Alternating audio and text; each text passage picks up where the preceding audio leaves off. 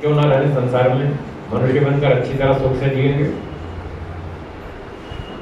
तो हमने कहा कि वेदों में ईश्वर ने बताया और फिर वेदों के आधार पर ऋषियों ने अपने शास्त्रों में बताया कि मनुष्य कितना भी अच्छा हो, पढ़ा लिखा हो, बुद्धिमान हो, धार्मिक हो, सदाचारी हो, गुणवान हो, चरित्रवान हो, कुछ कैसा भी हो, क्या मनुष्य बनने के बाद भी उसको दुख भोगने पड़ते हैं या नहीं? भोगने पड़ते हैं। ऐसा कोई मनुष्य नहीं है जो एक भी दुख ना भोगता हो, ऐसा कोई मनुष्य नहीं, चाहे चपरासी हो चाहे राष्ट्रपति हो। चपरासी से लेकर राष्ट्रपति तक कोई भी व्यक्ति ऐसा नहीं है जिसको दुख नहीं भोगना पड़ता। कई तरह के दुख भोगने पड़ते हैं, भूख, प्यास, गर्मी, ठंडी, सर्दी, जुकाम, बुखार, आंधी, तूफान, बाढ़, भूकंप, ये सारे दुख भोगने पड़ते हैं, किसी को कम किसी को अधिक। और अन्याय भी होता रहता है, दूसरे लोग अन्याय करते रहते हैं। ऐसा कोई व्यक्ति मिलेगा दुनिया में जिसके साथ एक बार भी अन्याय ना हुआ हो? ऐसा व्यक्ति मिलेगा? कोई नहीं मिलेगा। ऐसा एक आदमी नहीं मिलेगा जिसके साथ कभी भी अन्याय ना हुआ हो। सबके साथ होता है, चपरासी से राष्ट्रपति तक सबके साथ होता है। सब पर झूठे आरोप रखते हैं, सबको परेशानी होती है। तो ये ठीक है, मनुष्य बन गए तो और पशु पक्षियों की तुलना में जरा अच्छे ढंग से जी लेंगे, थोड़ा अच्छा खा पी लेंगे, अच्छे मकान में रह लेंगे, अच्छी सुविधा मिल जाएगी, ये तो ठीक है। पर दुखों से पूरी तरह छुटकारा नहीं मिलेगा। क्या हम दुखों से पूरी तरह छूटना चाहते हैं, हाँ या ना? हाँ। क्या मनुष्य जन्म धारण करके या और भी कोई जन्म लेकर के ये संभव है कि हम 100% दुखों से छूट जाएं? नहीं संभव। तो जन्म लेने के बाद ये संभव नहीं है कि हम सारे दुखों से छूट जाएं।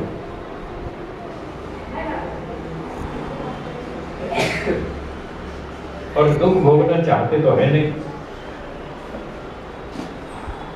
तो फिर क्या करें?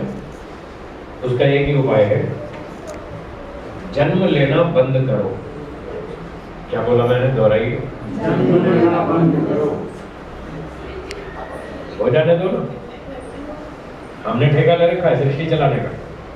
जिसकी सृष्टि है उसको टेंशन होनी चाहिए, हमें क्या टेंशन? हो जाए तो हो जाएगा, हमारी थोड़ी।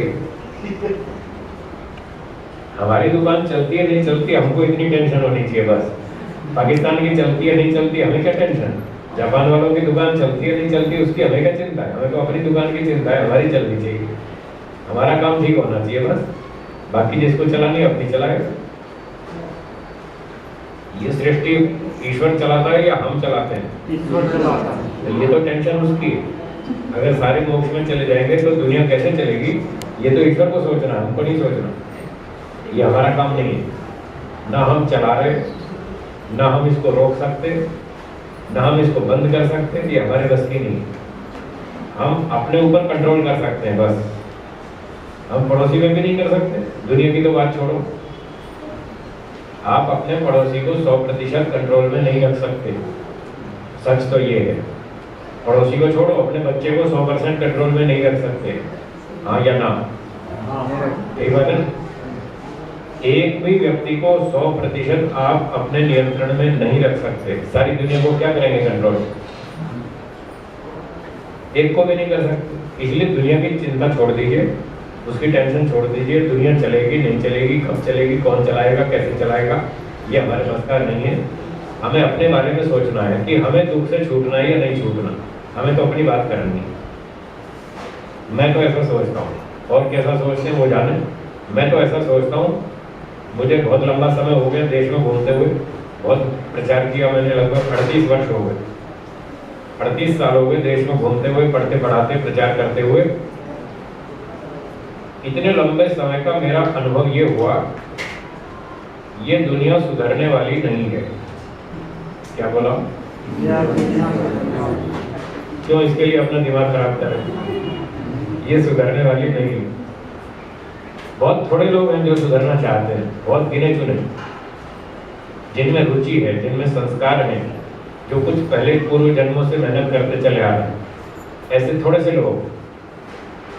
तो मैं उन लोगों को ढूंढ लेता हूँ जो अच्छे लोग हैं, बुद्धिमान हैं, धार्मिक हैं, सदाचारी हैं, चरित्रवान हैं, पूर्व जन्म की मेहनत करके आए, ऐसे लोगों को मैं ढूंढ लेता हूँ और बस उनके लिए मेहनत करता हूँ, सबके लिए नहीं करता।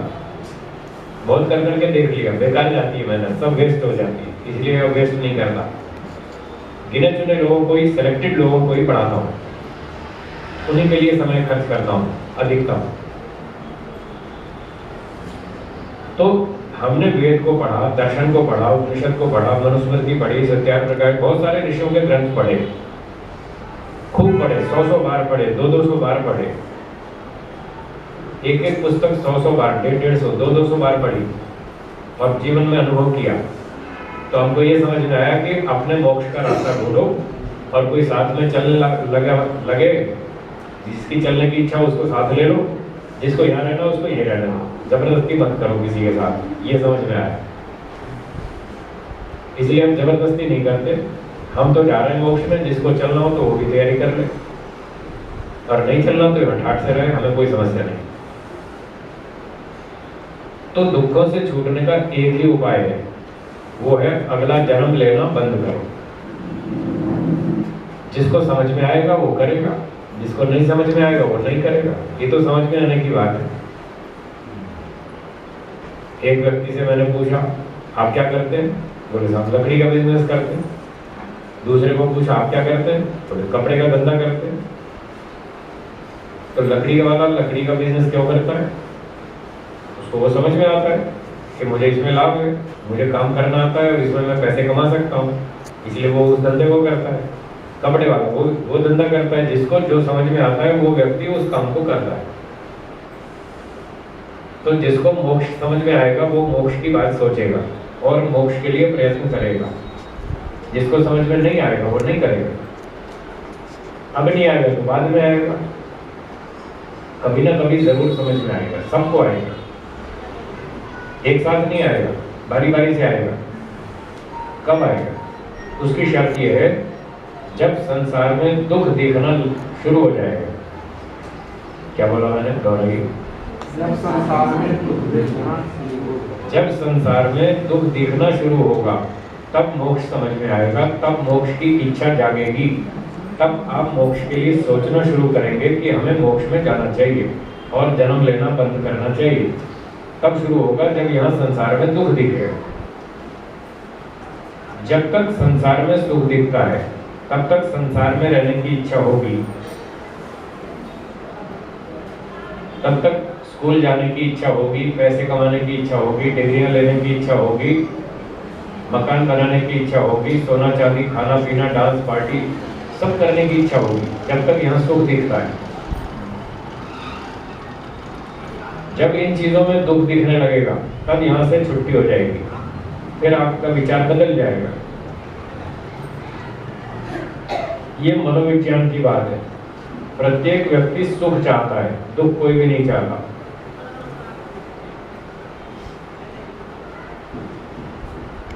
यदि संसार में सुख मिल जाए तो यही रहेगा, और यहाँ नहीं मिला सुख, थोड़ा सा मिला, क्षणिक सुख मिला, तो फिर वहां ढूंढेगा जहां पर उसकी इच्छा अनुकूल सुख मिलता हो।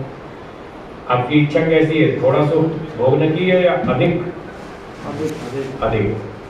थोड़ी देर का सुख या लंबे समय का? लंबे समय का।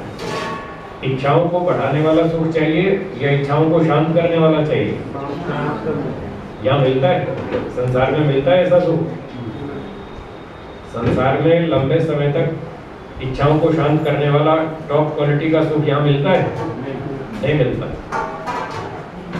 कहाँ मिलता है? आपकी मानसिकता जैसी मर्जी बना लो, कौन सी वस्तु बताओ जिसमें आपको बढ़िया सुख मिलता हो, पूरी तृप्ति देने वाला। आप कैसी भी मानसिकता बनाइए, किसी भी वस्तु में बनाइए, सोने में, चांदी में, रुपए में, बेटे में, पोते में, मान सम्मान में, ऊंचे पद प्रतिष्ठा में बनाइए, कितनी ऊंची बनाएंगे? तो यहाँ तो नहीं मिलता ना।